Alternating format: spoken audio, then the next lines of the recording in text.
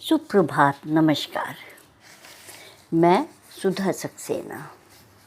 यदि जीवन को सहज और सरल बनाना है तो हमें प्रकृति या ईश्वर के बनाए नियमों का पालन करना अनिवार्य है, क्योंकि उन नियमों का पालन करके ही हम अपने जीवन को सहज बना सकते हैं। आइए आज इसी विषय पर चर्चा करते हैं।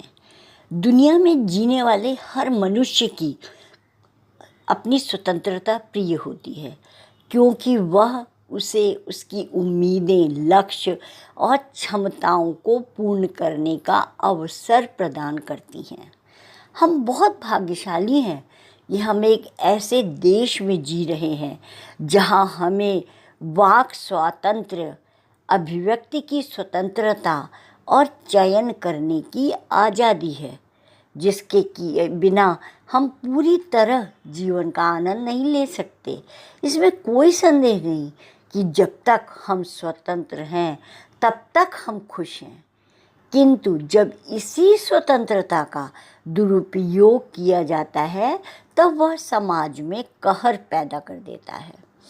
जब स्वतंत्रता का दुरुपयोग अव्यवस्था पैदा करता है तब सर्वोच्च सर्वशक्तिमान का न्याय फिर से विश्व में संतुलन बनाने का कार्य शुरू कर देता है। याद रहे, ऐसा कोई मनुष्य धरती पर नहीं है जो उस सर्वोच्च सत्ता के न्याय के विरुद्ध जाने की हिम्मत करे।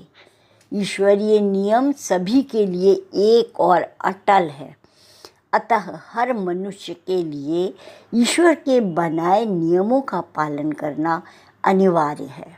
एक मिथक है कि परमात्मा हमें अपने पापों के लिए दंडित करते हैं, मगर सच तो यह है कि वह कभी किसी को सज़ा ही नहीं देते, क्योंकि सज़ा तो सार्वभौमिक पुनर्संतुलन की ऐसी स्वचालित प्रक्रिया है जो समय के माध्यम से अपने आप कार्य करती रहती है और मनुष्य को एक ही समय पर अपनी जिम्मेदारी एवं की हुई गलती का एहसास करवाती रहती है। अतः उसे सज़ा नहीं अपितु न्याय कहना उचित होगा।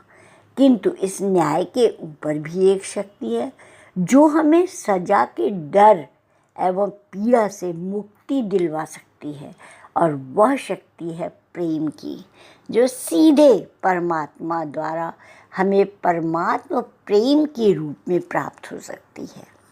परमात्मा प्रेम वह संजीवनी है जो हमें पिछले सभी किए हुए पापों से मुक्ति दिलाकर एक नया जन्म प्रदान करती है।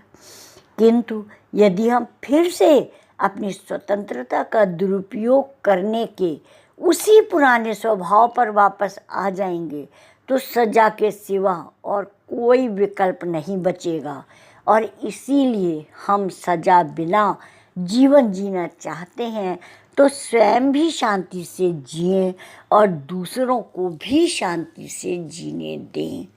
अर्थात ये प्रकृति जिस प्रकार से निष्काम भाव से हम सबकी परवरिश कर रही है, हम सब भी उसी निष्काम भाव से अपने कर्तव्यों को करें।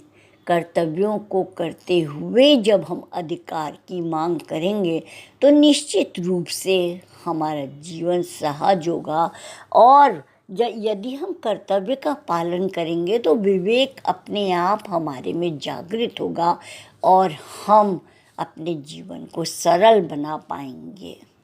तो आज इतना ही। आप सब ने मेरे चैनल को लाइक और सब्सक्राइब किया है, उसके लिए आपका अतिशय धन्यवाद। मेरे चैनल को आगे बढ़ाएं। नमस्कार।